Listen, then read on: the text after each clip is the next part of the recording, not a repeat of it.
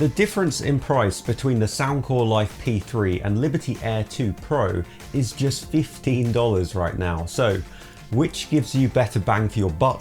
Since they look almost identical, what even are the differences between them? And ultimately, which is better? We'll be finding out shortly. I'll throw affiliate links in the description below so you can check their price in real time, as you never know when those prices might drop. I'm Mark and I'm back to let you know what's worth buying before you buy it, so let's get into the review. In terms of sheer build quality and design, the Life P3 certainly give the Air 2 Pro a run for their money. Aesthetics wise, they look almost identical, but there are some small compromises here to bring the P3 to us at a slightly lower price. For starters, we've got a clamshell design on the P3 instead of the swanky sliding lid on the Air 2 Pro, something which is far easier to open one-handed. The P3 also just feel a little bit more plasticky in terms of the finish. However, that is then counterbalanced by the fact that the P3's case is around 10% smaller, giving them a little more pocket-friendly power. The P3s also have an IPX5 sweatproof rating compared to the IPX4 rating of the Air 2 Pro, meaning you get that extra little bit of peace of mind when it comes to getting the buds wet. So there are some trade-offs here, but considering the P3s are cheaper and more compact, I'm going to drop a 9 out of 10 for build and design here, the exact same score I gave the Air 2 Pro. Yes, a sliding case is easier to open with one hand and the Air 2 Pro's finish offers marginally better grip, but I personally place full weight in having a more compact case than those things. Let's talk battery life, and both buds offer 7 hours playback in a single listening session. Does this make this round a draw? Of course not. This round is a complete mess, okay? So surprisingly, despite supporting a smaller case, the P3s actually offer 35 hours playback overall. However, it's crucial to note that these figures are given to us by Soundcore with ANC off. So what happens to those figures when we turn ANC on? Well, during my real-world testing, I actually only achieved 6 hours playback and 28 hours total on the P3, falling short of the claimed figures, but not by a huge margin. Yet with the Liberty Air 2 Pro, I only managed a disappointing 3.5 hours playback in a single listening session and a scarily low 11 hours with ANC on. I did warn you this round was going to be a mess, so needless to say, that's going to be an 8 out of 10 for the Life P3, and that doubles the score I gave the Liberty Air 2 Pro, a 4 out of 10 in my full review video. And yes, they both have wireless charging and USB-C quick charging speeds too. When it comes to fit and comfort, I gave the Air 2 Pro a 9 out of 10. They fit very much like AirPods Pro, so comfortable and light, perfect for longer listening sessions, and more than secure enough for a light workout. So seeing as the Life P3's buds are almost identical in shape and size, that instantly applies all of those positive things to those too. So in that sense, it's not surprising that the Life P3 also get a 9 out of 10 for fit and comfort.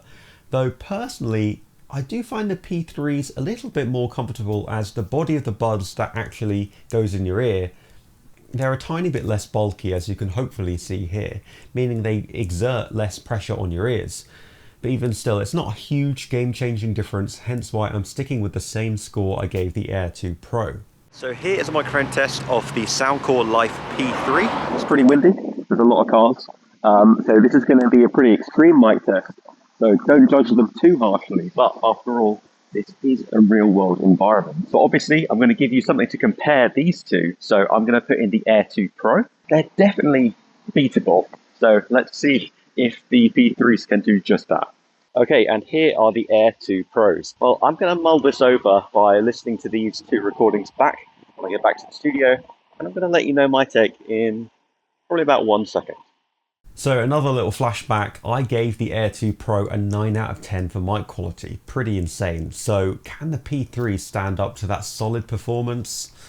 Well, not quite. My voice sounds far more true to life in the recording on the Air 2 Pro, with little to no background noise bleeding in, whereas on the P3s my voice sounds more muffled and there's a little bit of distortion at times as well. So I'm going to give the P3s a 7 out of 10 for mic quality. They do deliver an above average performance, but there's no doubt that the Air 2 Pro are still the king of call quality here. The next round is all about functionality and usability, where not surprisingly, both buds have a lot in common. They both have Bluetooth 5.0, AAC and SBC audio codecs, yet they also both have no aptX. And of course, they both don't have Bluetooth 5.2. However, since I last reviewed the Air 2 Pros, I've noticed that they've randomly gained the support of LDAC out of the blue through a firmware update, something which is a huge plus for the streaming of high-res audio files. Of course, this depends on your smartphone supporting LDAC, which you'll typically only find in Android devices. And another thing to bear in mind is whether or not your streaming service even offers high-res audio files, which, for example, Spotify does not. But either way, it will be a huge undeniable advantage when it comes to sound quality next. Neither buds have multi-point pairing, but they do both have mono mode, allowing you to use either earbud independently. But unlike the Air 2 Pro, only the P3 offer a low latency gaming mode, which can be enabled and disabled in the Soundcore app. This helps to make smartphone gaming with Bluetooth earbuds possible by massively reducing that audio-visual delay. So if you're big on smartphone gaming, the P3 are the stronger choice without question in that respect. And as usual, when it comes to watching things like Netflix and YouTube, there's no need to worry about audio-visual lag, as these apps will compensate for that delay anyway. So here's the juicy part. Both buds have full support of the Soundcore app, meaning custom equalizer settings, customizable touch controls, complete with active noise cancellation and ambient mode control, which is crazy, from two pairs of buds that come in just under $100. And as a very random minor point here, the layout of the app on the P3s and the Air 2 Pro is slightly different. Personally, I prefer the Air 2 Pro's version. I don't know why they are different, seeing as they offer the exact same functionality, but there you go. But what about the ANC performance? Well, here's my take. Right, so once again, I've been sitting here by a busy road, lots of traffic going past, trying to work out which has the best ANC. And after testing both pairs of buds for quite a while, there's very little difference between them, to the point where I've actually resorted to putting one of each bud in each ear to see if I can detect any sort of imbalance where one ear lets in more than another, because it's much easier to compare when you've literally got both of them in your ears. And they're almost identical. I hesitate to say identical because they might not be, but as far as I'm concerned, they reduce background noise identically. I've tested them with transport mode on, because on the app you've got multiple different ANC settings. Transport mode seems to be the best, even though there is an outside mode and I am outside, but transport reduces noise the best. It does still let in the higher frequency of the cars going past, so you can definitely hear that kind of whooshing sound pretty clearly. High-end earbuds will definitely reduce that quite a lot. Obviously you pay for that pleasure. But in terms of reducing the lower frequencies, the low rumble of the cars, the kind of vibration-y sound of them going past, that's pretty much dead. So they are seriously good. The ANC is great, and I'm just not happy to say either one is better. And in terms of hear-through mode, they're identical as well. So let's get back to the studio where I can give you my final rating for functionality and usability. Overall, this round was extremely close, and whilst in reality I wouldn't exactly call it a draw because I know what my personal favourite is, but I am still going to give the P3 the same score I gave the Air 2 Pro for functionality and usability, which is an 8 out of 10. I feel like I need to explain that. The only true difference in this round is that the Air 2 Pro have LDAC and the P3 have low latency gaming mode. And it's hard to say which is truly better because they're not really even comparable features. Personally, for example, I'd opt for LDAC, but what if your device doesn't support LDAC or you don't subscribe to a high quality audio streaming service? Well, then that decision isn't such a no-brainer, is it? So yeah, this round ultimately boils down to which feature you'd prefer and what you'll use more, what you'll get the most value out of, hence this round being a draw. Finally, it's time to talk sound quality, but before we do that, make sure you're following me on my personal Instagram and Twitter so I can flex my social media numbers to all my friends that I don't have.